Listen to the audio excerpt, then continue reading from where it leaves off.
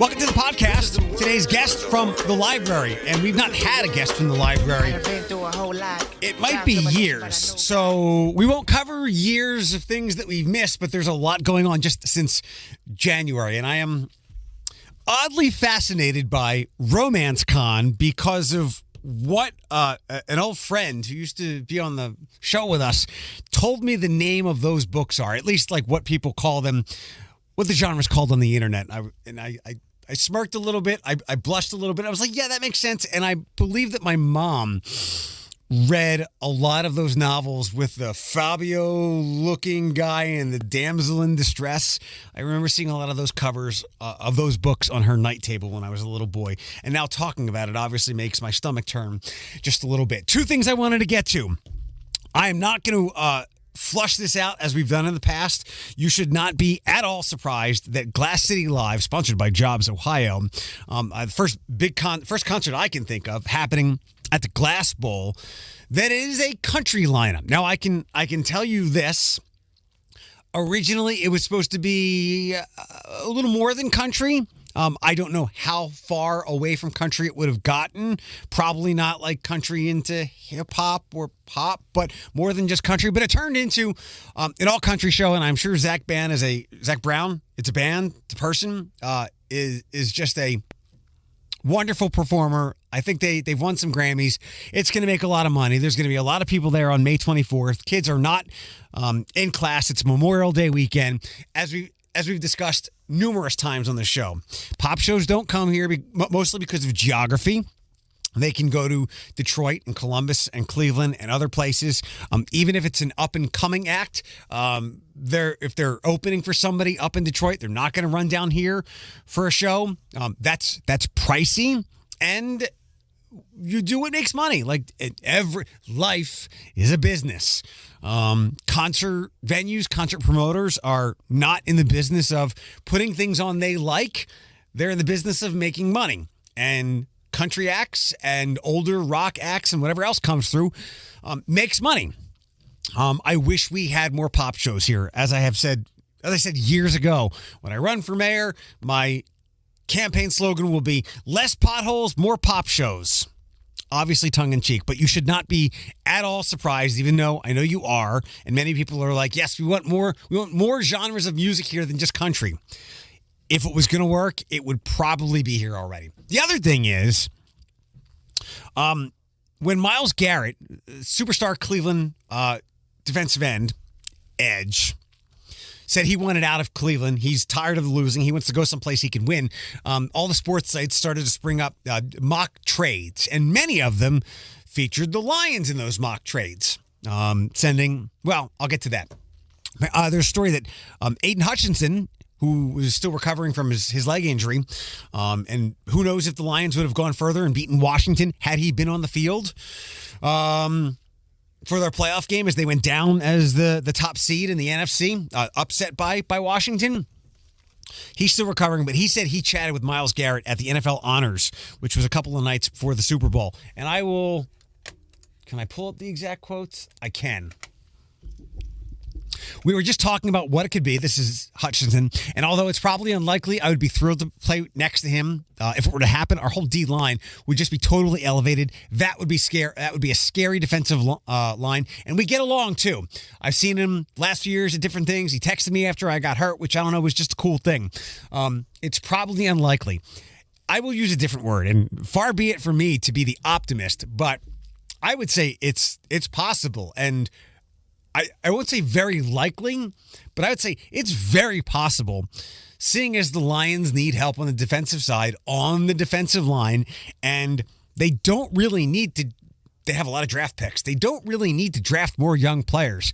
The core of the roster, just outside of the core of the roster, is really set. So the Lions have the resources to trade for Myles Garrett. Now, obviously, the Browns and their management has said he's not available for trade. We're not trading Myles Garrett, so on and so forth. Everybody and everything has its price. If the Lions say, we will give you our next 2 first-round picks, or we will give you first-round pick, this year, second round pick next year, and Jamison Williams, the wide receiver, was always seemingly in trouble. The Lions have the resources because they have such a stacked roster and so many draft picks available to make Cleveland trade them Myles Garrett. And he will fit into their salary structure as well.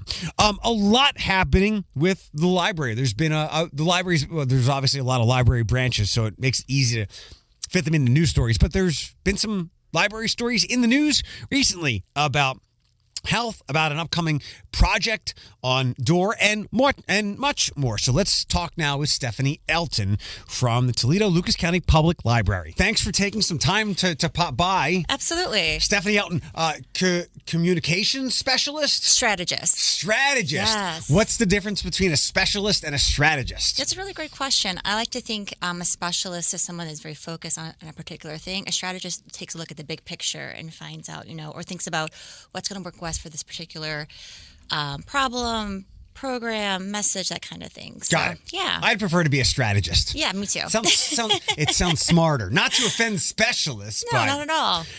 And the picture is quite big with the library. I haven't had any visitors there for quite some time, and we don't have to go back to when that was. We can keep it to winter things. Like, Sure. I know Winter Read is going on. Absolutely. Well, first of all, thanks so much for having me on today, Eric, to talk about things that are happening at Toledo Lucas County Public Library. And yes, Winter Read is still happening. So this our annual Winter Reading Challenge kicked off on January 1st and continues through next week to the end of February 28th. And with that reading challenge, all you need to do is read 2 books, track that reading, report it back to the library, and you're entered into win some really great grand prizes for kids, teens, and adults. Are those demographics split up, or is it like kids versus adults? Oh, there's no competition amongst groups. It's just we want to get as many people to read as possible. Got it. Reading is a great habit to have, especially with Winter Read. It's a great way to get started on your goals for the year. If you have a certain number of books you want to read, or just want to read more. And we're on the honor system. Like I could not read the books at all. We trust you, right? But there's different ways you can track your reading. We use an app called Beanstack. We also have a paper tracker that you can use, and you can send those things through the website or visit any location to report your reading. Excellent. Yeah. I have not set foot in a branch in a long time. Mm-hmm. However, I am going to the Kent branch for an event on Saturday with a friend. Wonderful. Yeah. And actually, you know what? It hasn't been that long. I don't go to the library for library things. Mm-hmm. I go to I have the Holland branch. Gotcha. Mm-hmm. I go to the library for quiet things. Yeah. Like I live over in that area near Spring Meadows, and sometimes the coffee places I'll pop into are just too much commotion. Mm-hmm. So I will get my coffee and go over to the library where I know it's quiet. Yeah, that's one of the great things about libraries in general is that they are open to everyone. They're a place, obviously, libraries have books. We have e-media. We have meeting rooms. We have quiet spaces. It's a great third space, if you've heard that term before, right? Yeah. Where people can congregate and socialize or find that respite or peace or quiet space that they're looking for. Yeah, and I am also not anti-library in any way, shape, or form. I am a hardcore user of my apps. Same, and utilizing my my library card, which sometimes I have to. If I get logged out, I have to go get my number and log it back in, but it's so worth it for everything that I can get on Hoopla and Libby. Absolutely, absolutely. Our librarians are always ready to help you find your library card. You cannot remember that number. But yeah, same. My Libby app has always got books on my shelf or on hold. Same with Hoopla. I've also learned the hack or the strategy of if I'm looking for something, because we've talked about this before when I've had library visitors, Jason especially. I'm sure people have run into the fact that, like, I thought you said I could download whatever with this. Mm-hmm. Well, the library only has so many borrows available digitally, which is probably harder than ever for people to understand, because if you're on your Spotify, we can all listen to Gracie Abrams at the same time across the entire planet. Mm-hmm. It doesn't work like that with books. Yeah, it's an interesting concept, digital media, like with ebooks, and even some audiobooks. It's like it's a license, and there's only so many checkouts that you can have with it before that license expires. So, but we always have books available as much as we can as possible at the library. So I will stay up to 12:01 and grab what I want and be the first borrow of the day in Lucas County. Yep. You also have a variety of different book clubs spanning so many genres. Yes. How do those work? Book clubs are super fun.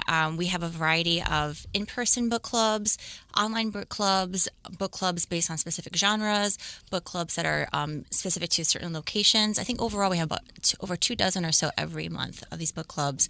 Something fun that we're doing this year is we're inviting some of the authors of the books that are part of the book club to come and join us for those discussions. So we have one next week, next Wednesday, our romance book club. Nikki Payne, who wrote Pride and Protest, will be joining us. Super excited for that. And then in March, that continues with, I remember her name real quick, our comic book club. The featured writer is Kelly Sue McDonagh. She wrote a Wonder Woman series, and we'll be talking about that. And then March's Romance Book Club, again, has a visiting author, Zio Axelrod. Since you brought it up, I'm going to jump ahead and then I'll come back to book club things. Can you tell me about Romance Con? Absolutely. I would love to talk about Romance Con. So Romance Con is one of 4 literary conventions that the library is hosting this year. If those of you who don't know, last November, we hosted the very first Romance Con. We had about 2,500 people attend. Wow. We had...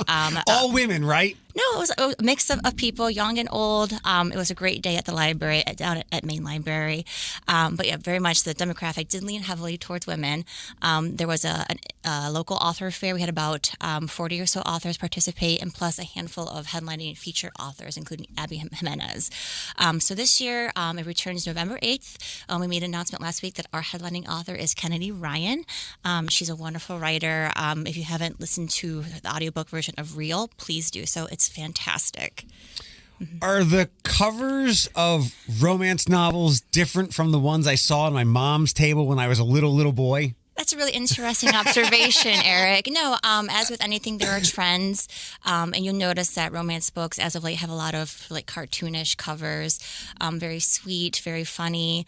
But there are your more traditional bodice rippers. I'm sure that's what you're referring to. Your Harlequin romances. What did you call them? A bodice ripper.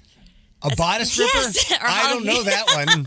Look that one up. But yeah, I mean, it's all about the author, the artist that they hire to get like the sort of the vibe or the overall themes of the book on the cover. Do you read that stuff?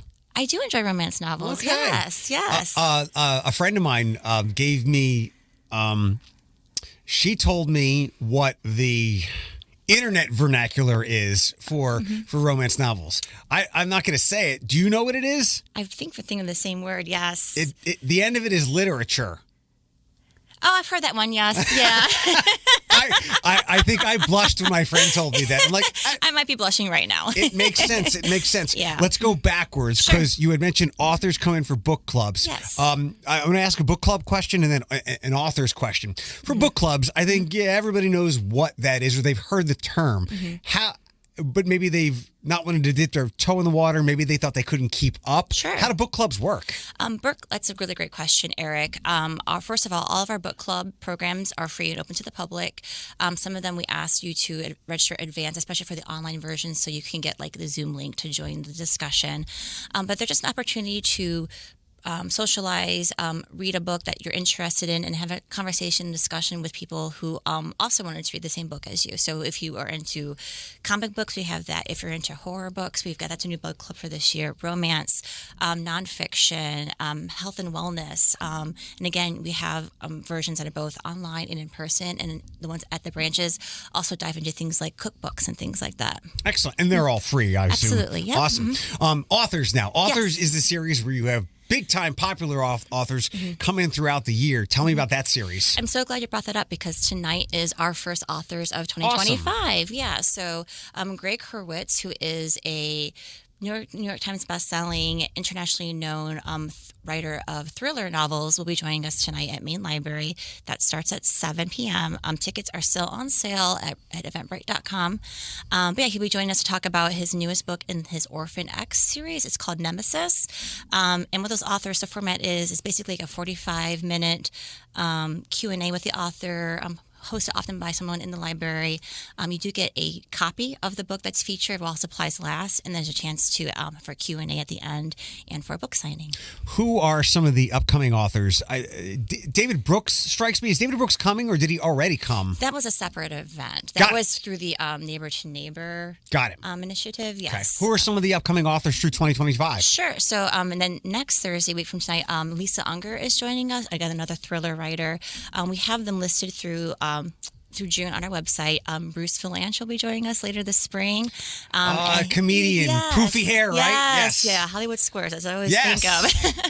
And then Adam Nimoy, Leonard Nimoy's son, is releasing a book this year about his relationship with his father. He'll be joining us later this spring as well. I believe there is a Spock documentary that he either did or is a producer on, or features him heavily. I can recall that as well. Yeah, not that old. And I forget when Leonard Nimoy. I'm a Trekkie. As long as prosper. Do you know Star Trek stuff at all? A little bit. I dabble. Yeah. Some of us Trek fans are disappointed in Adam. Yeah.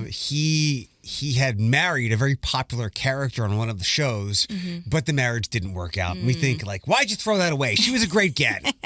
So it is a great get to have some of the names that we've had come through here. If people don't know, they should follow along. It was great. I went to the Malcolm Jenkins one a couple of years ago, which big Ohio State player, but for me, he's a Philadelphia Eagle from back where I'm from. It was awesome to have Eve down the street at Balger. So the library puts on some fantastic events. Absolutely. And for the latest information about that, check our website regularly, but also follow us on social media. We're active on Facebook, Instagram, and on LinkedIn for those of you who are in that space. What's the Writers Workshop? Writers Workshop. I'm glad you brought this up, Eric. So this is a recurring program that we've been hosting with Johnny McIntyre. She's the poet laureate for Lucas County, and it is a monthly creative writing workshop led by a local poet, and it's a chance to work on your creative writing skills, your poetry skills.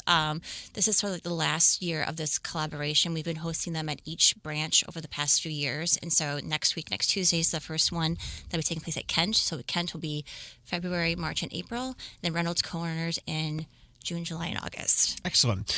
There was an announcement, and this wasn't in your emails, but it's recent. If people have followed along with the library, and as I came to learn, I met Jason back in 2017, and I was like, oh, that guy makes the library sound really fun. Yeah. And then, unfortunately, we had to find out that the library became kind of a social service hub during COVID, and adding to those, a couple of new health projects that the library is working on as of a couple of weeks ago. Yeah, sure. I'm glad you asked this, Eric, because it goes back to that idea of libraries are spaces where everyone is welcome. And with 20 locations throughout Lucas County, we're in a lot of neighborhoods, and we are a community connector, a hub for other organizations. So utilizing the space that we have to help some of our community partners, especially in the health services space, to have an opportunity to connect with people in those neighborhoods. So we work with Mercy, we work with Harbor, all that's on our website. We do, vaccinations for kids for the start of the school year, all sorts of things. These two are childbirth prep classes with Solace Health and a wellness initiative for older adults with Harbor. That's right. Yeah. So the childbirth prep classes is a new initiative that we've started, and we are sort of almost halfway through the first round of those classes, but they're free for people to attend if they're expecting. They can bring something with them, and it's things just kind of prepare them for pregnancy, for childbirth. They've been really well received so far. And then the other service you mentioned, it starts later this year, but it's for older adults, just more of an opportunity to learn more about services and things like that. Excellent. I'll ask. We'll see where it goes. Sure. When I was reading about the Door Revitalization Project, do you call it Matkonda? That name still is around, yes. Okay.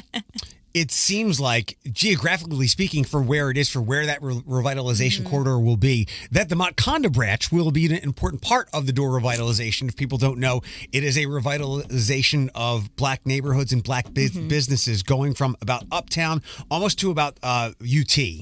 Correct. Yes. So Mott, the branch you're referencing, is located on Door Street, and it's a part of that corridor that for those who don't know, it was kind of Toledo's version of Black Wall Street back Yes. in the day. And so I'm not sure where those conversations are with the library as part of that initiative, but I imagine that we would be a part of that. Yeah. Having that thing rebuilt, back in 2021 or so? I mean, it became... It was 2019. Was it that long ago? Yeah, yeah. COVID made time go weird. I know. It goes a little, you're like, wait, what happened there? Yes, but it was before COVID. Yeah, I look forward to how that structure perhaps becomes some type of like a city hall, so to speak, for that neighborhood. And I hope many people are looking forward to that neighborhood being revitalized. Yeah, same. It is a beautiful building, though. If you haven't had a chance to visit it or drive by it, please do. It is just an incredible structure. And it got the name Wakanda because when it was built in 2019, it was the year after the Black Panther movie, where everything is techno-futuristic, and that's the way the architecture of that branch looks. It does. It can resemble like a spaceship, like with the way the roof is and like the glass walls. It's just really, really striking. Are there upgrades coming? Main branch had its makeover a couple of years ago. Are there upgrades or amenities being added to other branches around? I am so glad you asked this, Eric. There is a lot in the works. For those who don't know, this past fall, Lucas County voters voted in favor of a $1 million bond for the library, which means they've given us money to initiate basically 19 capital projects for all of our buildings except for main library, because it did just go through a renovation recently. But this is for a chance for us to improve some of our current buildings and build new libraries. So in this, we kind of... Washington Local. Correct, yeah. I was just going to get to that. So we kind of are talking about this in chapters. We're books, right? So chapter 1 is going to kick off with the construction of a new Washington campus. So located at the corner of Tremainsville and Alexis Road will be a new Washington branch that'll have more square footage, more green space. You'll also see renovations happen at both the Heather Downs and Holland locations over the next couple of years, and then a really exciting project that we are working with the Village of White House and Metro Parks Toledo of a new library and conservation center out in White House. Yeah, that was a cool story to read about. Yeah. The Heather Downs and the one you mentioned previously right before that, are those two of the older branches in the area? They're older, and they're also some of our most visited. So we're really looking at, what are the priorities? The library has a buildings master plan, and we're following that as our guide, but starting with those 4 projects in this first chapter. What are some of the services that you can offer to the community? For instance, you can rent out rooms for meetings and whatnot. What are some of the other things that are offered along those lines? Yeah, you mentioned meeting spaces. So throughout all of our locations, there are meeting spaces that the public are able to reserve for free for if you have a community meeting or you need a study space. And you can do that by calling the library at 419-259-5200. I probably got that wrong. But also on our website with your library card, you can reserve meeting space. I do it all the time. I'm involved with Press Club Toledo. We use the library for a lot of our board meetings and things like that. Any other things that I could rent or be a part of in that regard? That's a really good question. We also have our larger event spaces that can be rented. That's a sort of separate area of space that's available for the public to use. Our staff are always able to help with you with, if you need to submit forms, do research. You need a fax machine, passport. We've processed over 4,000 passports in 2024. Probably a lot more this year. We'll see how it goes. We're tracking pretty high so far. We also are a staff for people to check their voter registration or to register for a vote. We have an online civic center where people can, if you moved recently, I'm not sure if my district, my precinct changed, or am I still registered to vote? You can do that all through our website. Every January, we help people get their dog license for Lucas County. So we had a great year at that as well. And that goes back to that idea of having 20 locations. Not everyone can make it down to LC4, but they could go to their local branch and register their dog for the year. Do you want to talk about SAME? We talk about SAME as well, yeah. So located in Main Library is the SAME Cafe, which is part of that renovation we talked about earlier. A new cafe space was built, and through the course of the pandemic, the vendor we had in there, the lease wasn't renewed, so we had this empty space, and SAME Cafe came to the library. For those who don't know, SAME Cafe stands for So All May Eat, and it's a really interesting model. Toledo is only the second location in the country to have this, and it was featured on CBS Saturday morning show pretty recently. But it's an opportunity for people, if you can pay for your lunch, that's great. If you can't pay for lunch, you can volunteer your time and get a meal. So it's basically an opportunity for people to get a really great warm meal without any issues. So, and it smells so good when you walk out of the office and you're like, what are they making today? That kind of thing. It's a new menu every day. I think it's a new soup salad and a like type of pizza. Correct. Yes. So there's options there. Can you recall your favorite thing you've ever had there? Cheese. I'm a fan of a cheese pizza, right? I think it just says a lot. But yeah, it's just really, really great food. And it's a great cause. Awesome. Did we cover everything? We covered a lot of things. I'm sure there's some stuff that we're missing. But again, to stay connected with the library, visit our website, ToledoLibrary.org. Follow us on Facebook and Instagram. We have a variety of newsletters that you can sign up for some of our special collections, for if you are an educator or just want to get news from the library. All that's available on our website. How did you wind up at the library? That's a great question. I'm from here. I grew up here. What high school? I went to Swanton High School a long time ago. Go Bulldogs. But yeah, I after a couple years in Chicago, I found myself back in Toledo, and I have always been involved in the arts and culture space here in my career as well. And after some time at other organizations, I saw opportunity at the library, and I really believe in the mission. I believe in the idea of libraries. It's really kind of incredible to think about how many years after the concept of library, it's still free to the public. It's got materials, and we're there for no more fines. We don't fine anybody anymore. We don't fine anyone. No, yes. Even if your book is late, it's okay. So I just, by working in marketing communications, some data background, found myself, at the library, which is a really great place to be. Have you become more of a reader since being there? That's a great question. As a kid, I was a voracious reader. I loved, getting my book it button, at Pizza Hut and Excel Reader at school. But, as you grow up, you kind of fall out of things. And getting back to the library and being a part of the Romance Book Club, I got back into reading. And it's a really great habit to have. What's the best book you've read in the last year? Last year? That's probably a handful. I'm really a big fan of the author Ashley Poston, and she had a book come out called A Novel Love Story, which was really great. Let's see, what else did I read last year? Big fan of Abby Jimenez, so I finally read a few of her books. I've been on my TBR and lead up for Romance Con. That was just really great to read the books, get to meet her, and hear her process and why she got into writing. Is Romance Con your baby? It's not. No, I'm one part of a big team of people that help pull that off. So it's, you fangirl the most, right? It's exciting to work on, yes, and it's a genre that I really like. It's always every book has a happy ever after. There's usually lots of angst involved. Really great characters. For those who are in the book club with me, they know that I'm a big fan of great side characters, secondary characters. So I love a romantasy, a fantasy, because it's full of them. So yeah. Last question. Sure. What's the most influential book you have ever read in your life? Oh my goodness. I'm going to go way back to college for this one. I read a book called Nickel and Dime by Barbara. I can't remember her last name, but that book was really profound to me and really shaped how I view just labor and work and community and things like that. Excellent. Yeah. Stephanie Elton, communications strategist. Yes. Thank you for your time. Thank you, Eric.